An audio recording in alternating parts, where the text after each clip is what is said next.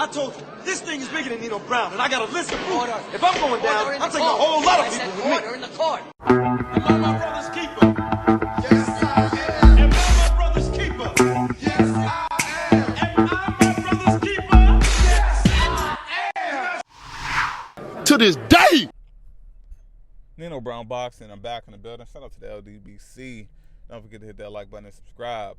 So guys, I wanted to talk about this quick topic for a second. And it's June right now. Jermell Charlo just fought. Tony Harrison is still wearing a boot. I'm trying to figure out how long is Jermell Charlo willing to wait before he has another fight in between. While he waits for his rematch with Tony Harrison. Tony Harrison has said before, he tried to say, well, he don't need a tune-up, like he the champ. Why would a champ need a tune-up? He was talking that real greasy shit.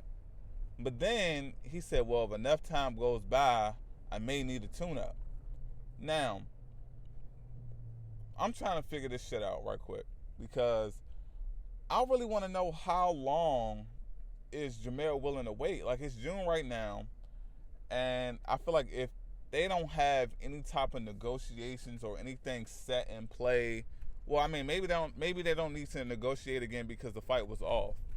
But if they don't have a fight date, in my opinion, don't have a fight date by September, I think Jermell Charlo needs to line up another opponent because it's just gonna be ridiculous. I don't feel that he needs to stall his career out. Hold on one second.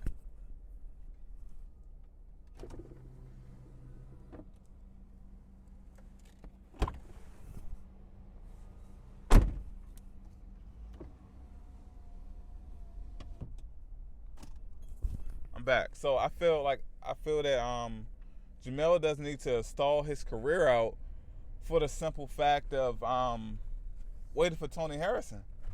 To me, that doesn't make sense. So an idea popped in my head. Like, I don't expect Jermell, if he's seriously waiting for Tony, I don't expect Jermell Charlo to face any type of world beaters or any extremely tough championship caliber opponent right now.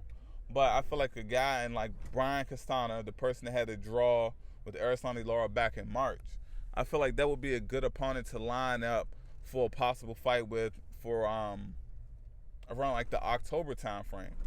Because I know some people were saying, like, I'm trying to figure out, did the fight with Harrison, was it a rematch clause or was the fight ordered by the WBC? Because I've been hearing both. Is it both, or is it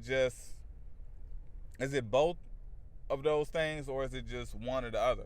And I'm really trying to confirm that because I haven't seen anything stating that it's I didn't see anything from the WBC saying that this fight was ordered by them.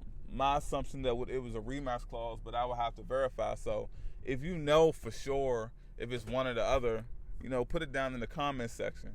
Now, if it's ordered by the WBC, normally the WBC will give the person that has the belt the option to have a tune-up coming off of an injury, if they order the fight. Now, if that's not the case, and it was just a rematch clause, well, when December rolls around, that rematch clause will be expired. It's going to be a year at that point. So instead of wasting your time and just sitting around standing idle, I feel like Jermell, we clearly see what the shape of 154 pounds is. People are taking L's. You took your first L.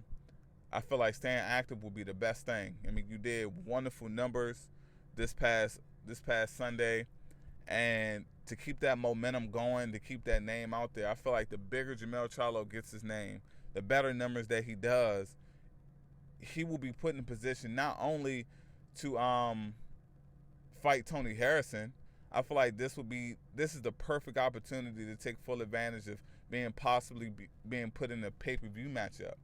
Jermell Charlo versus whoever, Jared Hurd or Julian J. Walk Williams, the current champion now in the future, that can be a pay-per-view belt.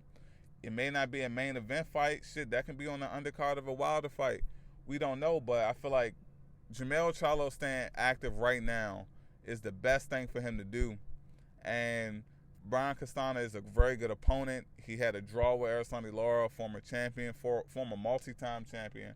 And I feel like this is a perfect opportunity for Jermell Charlo to build up his name and build up his profile even more to the level of Errol Spence Jr.